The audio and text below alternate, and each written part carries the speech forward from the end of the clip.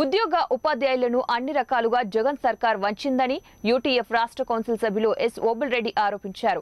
శుక్రవారం ఉదయం బదివేలులోని ఆర్టీఓ కార్యాలయం వద్ద యూటీఎఫ్ ఆధ్వర్యంలో చెవిలో పూలు పెట్టుకుని వినూత్నంగా నిరసన చేపట్టారు. ఈ సందర్భంగా ఎస్ ఓబుల్ రెడ్డి మాట్లాడుతూ జగన్మోహన్ రెడ్డి సర్కార్ అన్ని వర్గాలతో పాటు ఉద్యోగ ఉపాధ్యాయులను కూడా వంచిందని ఆరోపించారు.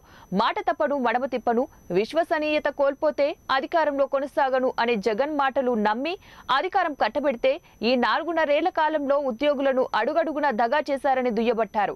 సిపిఎస్ విధానాన్ని రద్దు చేసి పాత పెన్షన్ విధానాన్ని అమలు చేస్తామన్న ముఖ్యమంత్రి అంతకంటే దుర్మార్గకరమైన జీపీఎస్ విధానాన్ని అమలు చేశాడని ఆరోపించారు. ఉద్యోగులు తమ అవసరాల కోసం దాచుకున్న ప్రావిడెంట్ ఫండ్ ఏపీజీఎల్ఐ సొమ్ములను ఉద్యోగులకు తెలియకుండానే ప్రభుత్వం తన అవసరాల కోసం వాడుకున్నదని విమర్శించారు.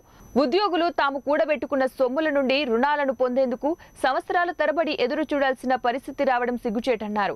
గత పీఆర్సీ, డిఏ, సరెండెంట్ లీవ్ బకాయిలతో పాటు మెడికల్ రియంబర్స్మెంట్లను చెల్లించిన పాపాన పోలేదన్నారు.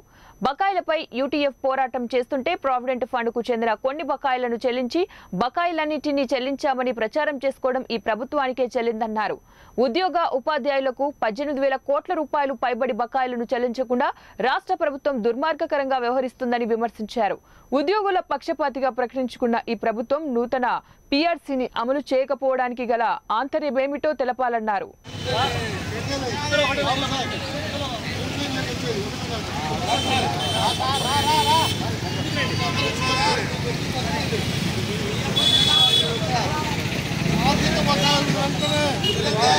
ఆర్థిక బకాయిలు వెంటనే సీఎం మొండి వైఖరి